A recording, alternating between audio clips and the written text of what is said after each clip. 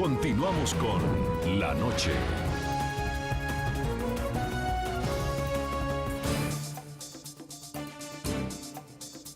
Durante el encuentro y antes de que en su intervención el líder opositor Enrique Capriles volviera a cuestionar la legitimidad de la elección de Nicolás Maduro en abril de 2013, la delegación oficialista, encabezada por el propio Maduro, centró gran parte de su exposición a exigirle a los opositores que reconozcan el mandato del presidente venezolano.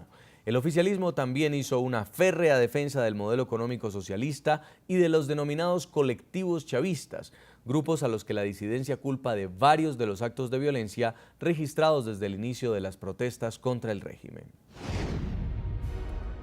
Las heridas tras las cuestionadas elecciones presidenciales del 14 de abril de 2013, en las que el Consejo Nacional Electoral dio por ganador a Nicolás Maduro, siguen abiertas.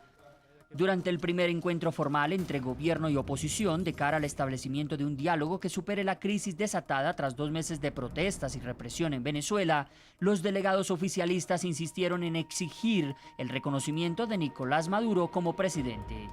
¿Cuál es el elemento central? Las causas. El reconocimiento. Porque una fuerza democrática que participa en el juego democrático, si gana, ganó, y el que pierde tiene que reconocer. Y que hay una fuerza popular, revolucionaria, que ha ganado elecciones. Y que ustedes están obligados a reconocer la voluntad del pueblo, como nosotros estamos obligados a reconocer la voluntad del pueblo cuando los elige. Aquí hubo un desconocimiento al presidente Maduro. Aquí se pretendió y había un plan y creían que con la muerte del presidente Chávez estaba listo este proyecto. Esa es la verdad. Y que el pueblo sienta que cuando elige a un gobernante como el presidente de la República va a ser respetado, va a ser reconocido, porque a mí me piden allá en la asamblea, tienes que reconocerlo, pero no reconocen al presidente de la República. Dando y dando, hermano. Exíjale a los de la MUC que reconozcan al presidente de la República. El modelo socialista instaurado por el fallecido Hugo Chávez y al que la oposición responsabiliza de la crisis económica venezolana, entre otras problemáticas, también fue parte central de las intervenciones. Ni ustedes van a ser socialistas ni nosotros vamos a ser capitalistas, pero sí podemos abordar conjuntamente temas en los cuales tenemos responsabilidad. Para el oficialismo, pese a la alta inflación y el desabastecimiento, el modelo económico actual ha sido exitoso, argumento que dista mucho del que tiene la oposición. Y hemos venido avanzando en la construcción de un modelo económico que ha sido profundamente exitoso. Fíjate, 2 puntos de vista diametralmente opuestos. Ustedes consideran que nuestro modelo está fracasado, nosotros creemos que es absolutamente exitoso. El distribuir la renta petrolera entre los más pobres de nuestro país.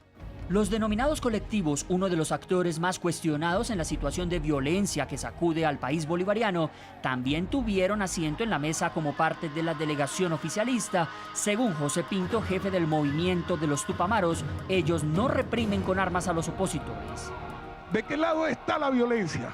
Nosotros, indiscutiblemente que hasta ahora hemos actuado dentro del marco de las leyes, hemos actuado dentro del marco de la Constitución.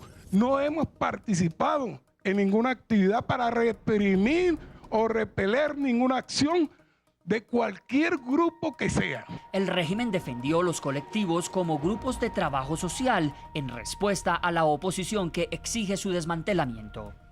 Los únicos colectivos armados son los paramilitares que estaban en la finca de Actari, reconocidos aquí, y no los trajo el gobierno, los trajo la oposición hace 10 años para esta fecha. Los únicos armados son los que asesinan gente en las guarimbas. Yo pido respeto por los colectivos. Como hizo el compañero Diosdado, los colectivos son, en esencia, grupos de trabajo social que trabajan por la salud, por la cultura, por la comunidad, por 1000 cosas. En Caracas, Venezuela, alcalde metropolitano de Caracas, Antonio Ledesma, el sentarse allí a dialogar con Nicolás Maduro era reconocer un escenario que posiblemente iba hacia la ingobernabilidad, como algunos lo han dicho, ¿era legitimar una dictadura? Es que para mí esta es una dictadura y ese debate lo hemos dado. Roberto se ha referido a la convivencia, a la cohabitación bajo el techo de la unidad, donde nosotros no perdemos la autonomía de pensamiento. Pero para mí es una dictadura un gobierno que hace lo que le da la gana con los poderes públicos, ¿o no? ¿O no hacen lo que le da la gana con la inmunidad de los parlamentarios? Hoy el Tribunal Supremo de Justicia, en respuesta a la reunión de ayer, publica la sentencia contra el alcalde Ceballos. ¿Qué reconocimiento es ese? Ustedes reconocieron el triunfo de estos alcaldes y resulta que en 8 horas el gobierno liquida a estos alcaldes y los tiene presos. Aristóbulo Isturiz hablaba ayer de que ellos habían reconocido mi triunfo. ¿Y por qué nombraron 4 días después de mi victoria, el pasado 8 de diciembre, a Ernesto Villegas, que había competido conmigo, lo nombran ministro de Estado para la ciudad de Caracas? ¿Por qué nos dieron el golpe de Estado del año 2009 cuando nos arrebataron competencias, recursos? Es el grave problema institucional que tenemos en nuestro país. Es la dependencia que tenemos del gobierno cubano. Y por eso ayer ellos defienden a los grupos parapoliciales y paramilitares. Y por eso hablan de la unión cívico-militar, porque usan los tanques de guerra y los fusiles para amenazar al pueblo de Venezuela. Una fuerza armada que, según esta Constitución Nacional, no puede estar al servicio de ninguna parcialidad política. Y mientras ayer estábamos dialogando, el gobierno sigue mandándole 12.000 millones de dólares anuales al gobierno o a los hermanos Castro en Cuba. Se despachan miles de barriles de petróleo, mientras que aquí el gobierno está ya tanteando la idea de aumentar el precio de la gasolina. O sea, le van a aumentar el precio de la gasolina a los venezolanos para poder seguir regalando el petróleo a los socios de esta falsa revolución. Van a seguir devaluando la moneda mientras hablan de diálogo y hablan de paz en un país que tiene la tasa más alta de criminalidad, en un país que vive la paradoja, que vende el petróleo a más de $100 el barril y tenemos que importar los alimentos, o la gente tiene que matarse en una cola llevando sol y agua para poder comprar harina, para poder comprar aceite. Yo no creo en la voluntad, en la buena voluntad de este gobierno de querer resolver la crisis. Y lo digo con dolor, lo digo con angustia, porque como dijo Cicerón, no hay paz mala ni guerra buena. Ojalá pudiéramos nosotros resolver estas diferencias por la vía de este diálogo. Ese es nuestro deseo, pero el punto de partida es que haya un gesto por parte del gobierno, como sería, por ejemplo, liberar a los presos políticos, pero fundamentalmente liberar los poderes públicos que están secuestrados. Hasta que los poderes públicos sean una suerte de aparato político al servicio de un sistema ideológico, de un proyecto autoritario, en Venezuela vamos a seguir teniendo esta atmósfera de gobernabilidad que perturba la convivencia de todos los venezolanos. Señor Ledesma, usted ha tocado un punto clave y quiero preguntárselo también al ex embajador de Venezuela, Milos Alcalá, y es el tema de los presos políticos. El hecho de plantear salidas para lograr la libertad de los presos políticos en una solución negociada, ¿no sería entrar a reconocer que efectivamente los políticos que han sido detenidos y que han alegado persecución son criminales? Bueno, este es uno de los temas neurálgicos porque a la Venezuela democrática, a la Venezuela de líderes que han optado por un camino distinto al de la revolución bolivariana, chavista, una revolución basada en un sistema dictatorial, los han querido someter a las cárceles como en la Europa comunista, como en Cuba, tratando de generar con eso una represión selectiva. Poner preso a políticos, a militares, a periodistas, a funcionarios del Estado, es para amedrentar y para demostrar que aquí lo que hay es una dictadura. Ahora, no se puede pensar en que se puede volcar a un diálogo, a una búsqueda, a una solución pacífica, a la reconstrucción de las normas que establece la Constitución, si es que no se libera a los presos políticos. No solamente por la Constitución bolivariana vigente, sino porque hay acuerdos internacionales que han sido pisoteados por este gobierno. La Carta Democrática Interamericana, la Convención Interamericana de Derechos Humanos, que inclusive este gobierno, el gobierno de Chávez, denunció una convención que es uno de los edificios jurídicos del sistema de la protección de los derechos humanos y ciertamente que prohíbe a los presos políticos. Y al mismo tiempo la Declaración Universal de los Derechos Humanos. De manera que si a eso se le suma la visión que hemos tenido en los últimos días, no solamente de la prisión, sino de la tortura. Estos jóvenes estudiantes han sido torturados, que es uno de los delitos de lesa humanidad, y eso hay que denunciarlo, porque este es un gobierno que habla de amor, pero lo que da es odio, habla de justicia, pero condena a los presos políticos a la mayor injusticia y habla al mismo tiempo de paz y lo que pregona es la guerra. Sí. Yo creo que si este gobierno decide cumplir con esos tres principios, justicia, al mismo tiempo democracia y verdad, estaríamos orientados a la solución de los graves problemas que tenemos. Señor Roberto Enríquez, presidente de COPEI, se habló en el encuentro mucho de una ley de amnistía, que el presidente Maduro, a través del habilitante o en su condición de jefe de Estado, podía dar la orden para que fueran liberados los presos políticos, entre ellos Leopoldo López. ¿Pero esto no sería reconocer que la protesta es un crimen? Mira, yo creo que nosotros no podemos confundir el intento de establecer un proceso de diálogo con la parálisis de la lucha política, ¿no?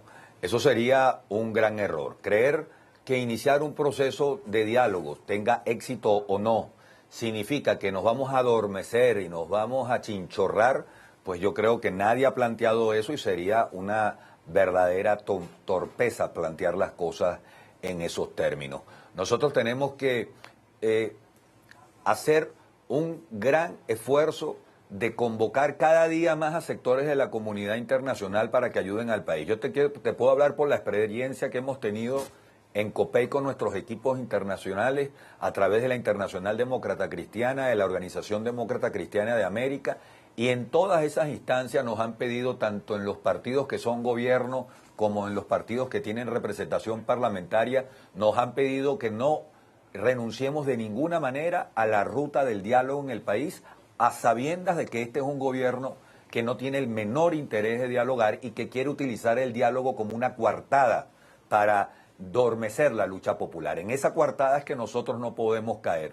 Fíjate, mañana nosotros vamos a presentar un documento en donde se va a formalizar la solicitud de la ley de amnistía. Vamos a presentar un documento de puño y letra, escrito y firmado por el expresidente Hugo Chávez en el año 1993, en donde él al gobierno de Rafael Caldera le solicitaba la amnistía o el sobrecimiento. Y entre las causas que exponía, escritas de puño y letra por Hugo Chávez, era la necesaria reconciliación del país. Bueno, fíjate tú si tenemos razón nosotros o no para solicitar una ley de amnistía. Las cosas que están pasando en Venezuela son tan absurdas, tan disparatadas, que hoy en día tenemos preso a nuestro compañero Leopoldo López.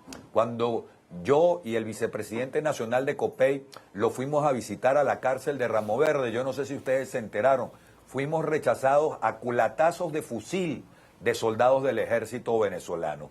Y Leopoldo está detenido por... sabiendo ya el mismo gobierno reconociendo que fueron 2 funcionarios del SEBIN los que mataron a los muchachos ese día.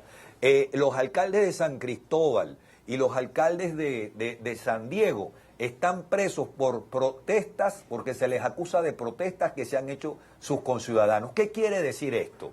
Si aplicamos la misma mecánica, la misma lógica, la misma salsa del pavo para la pava, lo único que quiere decir es que por los crímenes que han cometido militares, guardias nacionales, funcionarios del SEBIN o funcionarios vinculados al gobierno, pues el señor Nicolás Maduro también debería estar preso y destituido de su cargo. Entonces estamos hablando de una justicia bárbara, una justicia primitiva y absolutamente al servicio del poder político. Por eso es que el diálogo de ninguna manera puede ser la coartada para dormir la lucha popular. Tenemos que hacer una nueva pausa, en breve regresamos. ¿El régimen venezolano atenderá las demandas que la oposición expuso o el diálogo es una fachada para calmar las protestas y bajar la tensión? Es la pregunta que le hacemos a los televidentes de la noche. Álvaro Pinzón escribe: si de atender demandas se tratara ya lo habrían hecho y no hubiesen dejado avanzar las protestas. Es un show.